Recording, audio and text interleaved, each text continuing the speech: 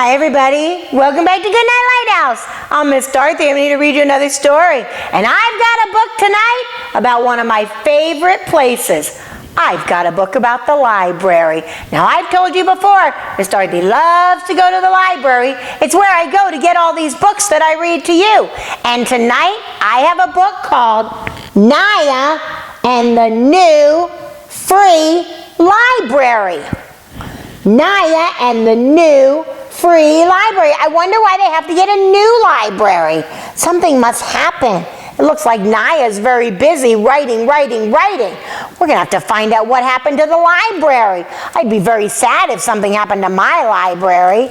We need to get into this book and find out what's going on. Are you ready to get into this library book with Miss Dorothy? Good. I need you to sit up and listen up, because here we go. Naya and the New Free Library. Written by Ian Lendler, illustrated by Mark Pett. For as long as anyone could remember, the little town library stood there. It was there so long that people stopped paying attention.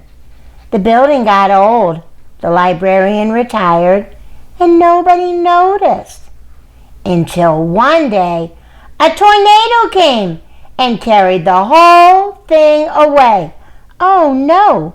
People stopped going to the library, and then a tornado came and just swished it away. No one quite knew what to do with the empty space where the library used to be. "We need a big skyscraper," said the builder. "That will really put this town on the map." "We need a parking lot," said the grocer. "That would help my business." But Naya had a different idea. "We need to rebuild the library," said Naya. She must have liked the library. "Rebuild it?" said the mayor. "What's the point? No one uses libraries anymore." "Rebuild it?" said the banker. "That costs money, and I can't spare a dime." "Who needs it?" said a distracted mom. "My son and I get everything we want online." "I'm on level 10, says the boy. "The people don't think they need the library anymore." But Naya loved the library. She went every week to check out books. She liked cookbooks the best. Her favorite spot to read them was under the tree in front of the library. But it's hard to check out a book from a library that isn't there. That's when Naya had an idea. I wonder what her idea is. She got a desk and a chair and a pencil and some paper and a plate of orange slices for energy. Then she began to write. It took her all day. I wonder what she's writing, sitting there under that big tree. It took her another day, too. From sunup to sundown, it took her lots of days. And at first, no one paid any attention. But pretty soon, she had written an entire wagon full of books. Wow, since the library's not there, she's writing her own books. "Would you like to check out a book?" she asked the grocer. "How?" he said. "The library is gone." "This is my new free library," said Naya. The grocer was curious, so he picked up the book on top of the pile and began to read. "There was an old lady who lived in a shoe. She lived in a shoe, P.U." "Hey," said the grocer, "you wrote this wrong." "I did?" said Naya. "Well, maybe you can fix it." She handed the grocer a pencil, and the grocer started to write. Now the grocer's writing a book, too.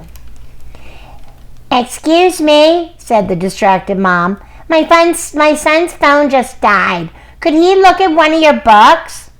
"Of course," Naya said. "This is the New Free Library. He can read any book he likes. This is one about Sir Wilbur, the bravest, most handsome knight around." "This is terrible," said the boy. "I can draw better than that." "You're probably right," said Naya. Maybe you can fix it." And she handed him a pencil. As they made more books, more townspeople became curious and stopped to look. The town's detective saw the crowd forming and came over to see if there was any trouble. She picked up a book. "Wow, this was my favorite book growing up." "And this book is the reason I fell in love with the sea," said the boat captain. Now all the people who didn't want the library are enjoying Naya's books. But as they read, everybody noticed mistakes. "Arr," said the boat captain. "Where's the mild things roam? That's not the title." "And that's not how Sherlock Holmes solved the crime," said the detective. Every time, Nyla simply said, "Oh, well, maybe you can fix it." And she handed them a pencil. Pretty soon, half the town was writing alongside Naya. "What do you think?" said the grocer. "I've never built a horseshoe before." "How are the sketches going?" said the mom. "I'm on page 10, said the boy. Everybody's reading and writing books. Everyone discovered the job was a lot harder than it looked. And that's how he solved the crime. "You're wrong. The clue was a red herring." "There was a fish in the story?" "I'm confused." But they began to remember words and ideas that had inspired them. "Like hope springing high, sir, I'll rise." I love poems about bread. Pretty soon there were enormous piles of freshly written books, books of adventure and poetry, and filled with every idea ever imagined. There were so many books that they spilled into the road and stopped traffic. Uh-oh, now they have all these books and no place to put them. Said Naya.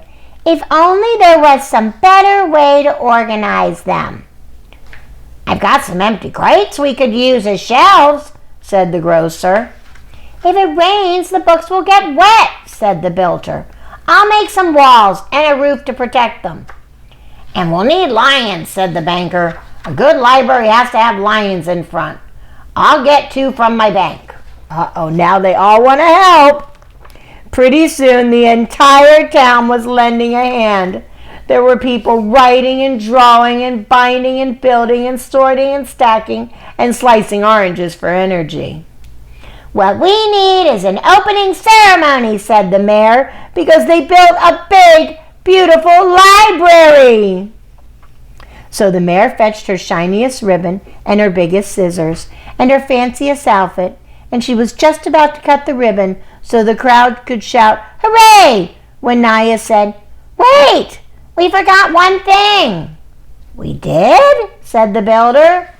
"We did?" said the banker. "We have a library," said Naya, "but we don't have a librarian." A librarian is the person who runs the library. "Oh no!" The mayor looked around. "Does anyone here want to be the librarian?" And everybody raised their hand. "That should fix it," said Naya. Then the mayor cut the ribbon. The whole town shouted, "Hooray!" And Littletown's new, free library was open. Yay! Naya did it! They got the library back. Everyone crowded in the library to admire what they had accomplished. "I decided to go for a classical feel of watercolors," said the boy. There were kids in beanbags reading picture books, kids with pencils writing new books. In one corner there was a knitting class, in another all the grandparents were learning to use a computer. "First, we make sure we plugged it in." Everywhere there were people sitting together enjoying the cozy quiet of a book-filled place. Yay, the library's back and everybody's using it now. Meanwhile, Naya did what she had wanted to do from the very beginning. She quietly walked straight to her favorite section and checked out her favorite book. And she sat down to read in front of the spot underneath the library's tree. At least she did. Until the tornado came back and carried the school away. Now what? The end. The tornado came back and carried away the school. Wow, That's crazy. I hope they get a new school like they got a new library. Wow, that was really something. It made me sad in the beginning because nobody liked the library and they just ignored it and acted like it wasn't there. But then Naya said, we need a library. And she tricked everybody into helping write books for the library. And by the time she got done, now everybody loves the library. And they all work together to build a new one. A new free library. This was a fun book. I am happy with Naya. She was a good, smart girl. She knew that libraries were important. I hope you know that. The library is the place where you can go and you can read books and you can get books and you can take them home and borrow them and then take them back. Miss Dorothy goes there every single week to find books for you. Do you go to the library with your mom and dad? You should ask Mom and Dad if you can go to the library in your town. Every town has a library, and it's a really, really great place to go. So I hope you'll check out the library in your town. But not tonight, because tonight it's time for all my little friends to get into bed.